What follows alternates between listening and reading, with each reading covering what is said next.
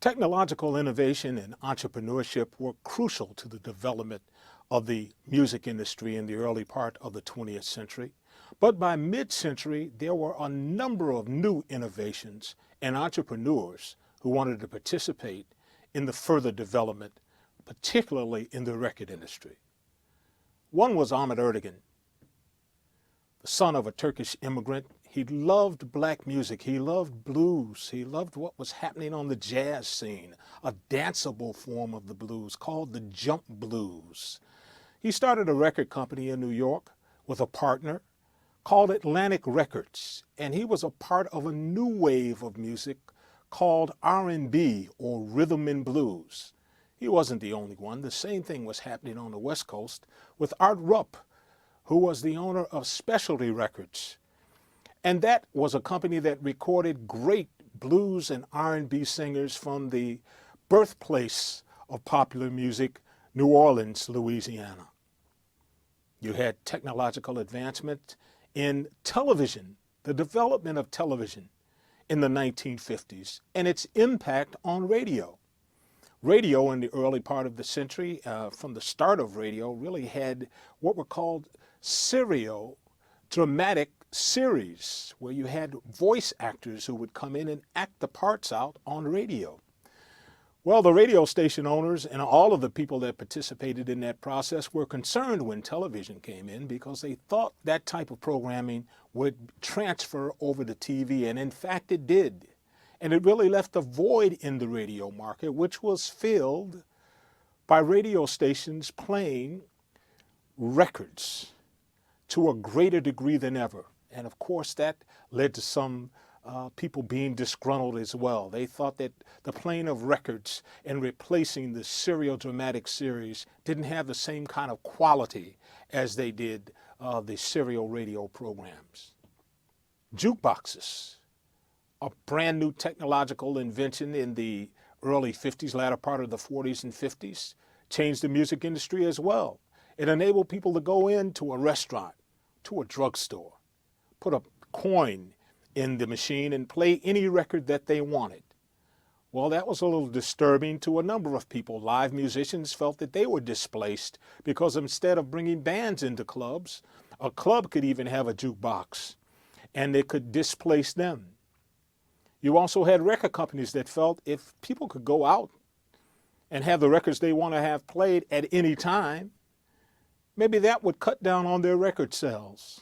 Well, that didn't prove to be the case after all, because bubbling underneath of all of this was a new form of music and certain cultural shifts, as you had baby boomers, teenagers born to soldiers who came back from the war, who were coming of age in the mid-50s and had a lot of discretionary income, and really bought into this new form of music, which was based on blues, gospel, pop music, and R&B music, rock and roll, which exploded. The music industry exploded, particularly the recording industry, which went from a total of $200 million in income in 1954 to over $604 million in 1958. During that 4-year period, you had that great growth. The spirit of entrepreneurship continued to grow even with some of the artists during this period. Sam Cooke, a pop singer as well as an R&B singer, started his own record company. He started his own publishing company, and the great Ray Charles, in renegotiating his contract with Atlantic Records, decided to leave that company and go with ABC Records, because ABC Records allowed him to own his own master recordings. So this thought of entrepreneurship continued to grow over that period. Other creative talents also became interested in becoming entrepreneurs in the record industry. A young songwriter from Detroit, Michigan, Berry Gordy, had written a couple of songs, a couple of hits as a matter of fact, for a great R&B artist at the time, Jackie Wilson. He eventually decided to start his own record company in Detroit called Motown Records, which went on to become world-renowned and inspire other creative talents to start their own labels. One of those other talents was Herb Alpert, who as a band leader and a trumpeter had tremendous hits with his band Tijuana Brass, and he decided to partner with a great record man named Jerry Moss to start A&M Records in the middle of the 60s. The explosion of R&B, rock and roll, and soul music led to the British invasion in the mid-60s. And the Beatles, who grew up in England, hearing the great blues music and also the great Motown hits, put their own spin on it and came to America and created a phenomenon like none other. The sale of records exploded. At that time, 45s and singles on 45s, two-sided, one song on each side, were the predominant configuration, sales configuration. Albums, which really started in the 1950s, also were starting to gain some traction. And as the development of rock music and the growth of R&B music continued into the 70s, albums started to really take off and become very, very popular.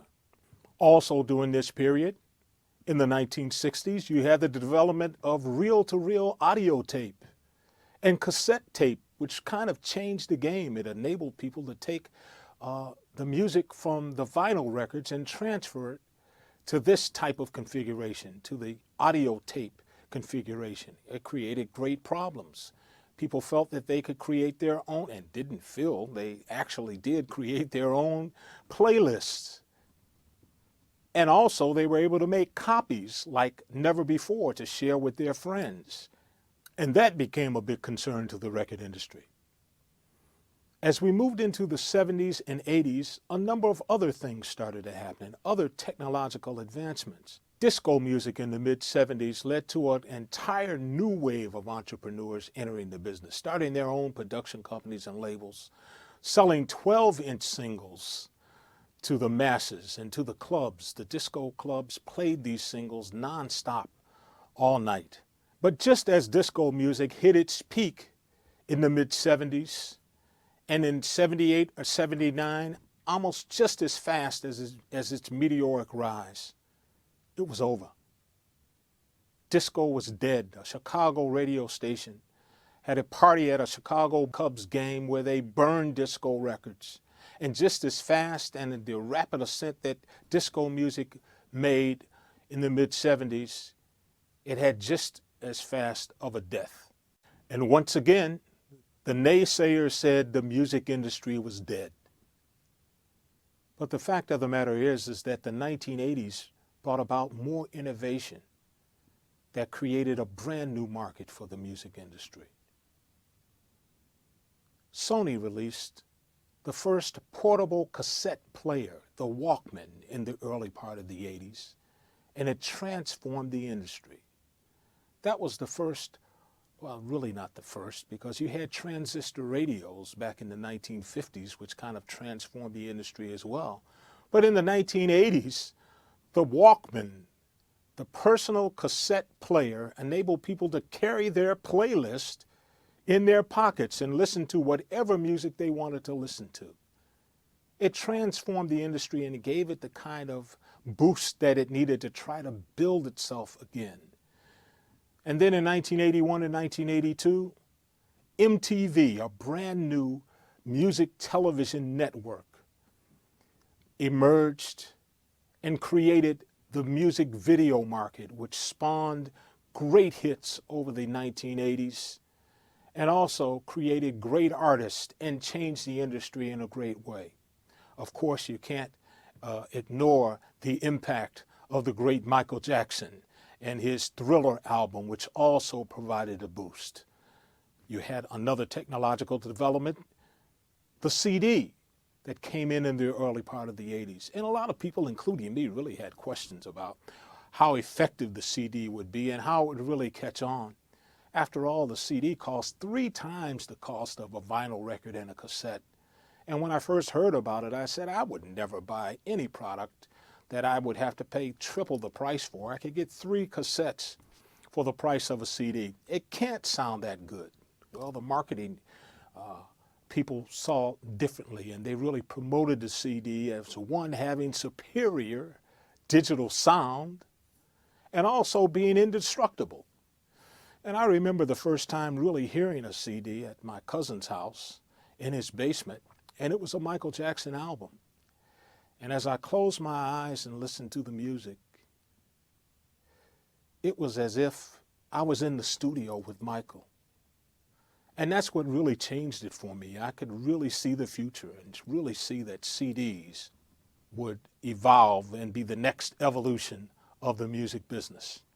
Now, around that same time in the 70s and 80s, as albums became very popular and sold in great numbers on both cassette and in vinyl, as this new configuration of CDs started to take off in the 80s, major corporations really took an interest in small independent labels. They really saw the value of music and selling recordings.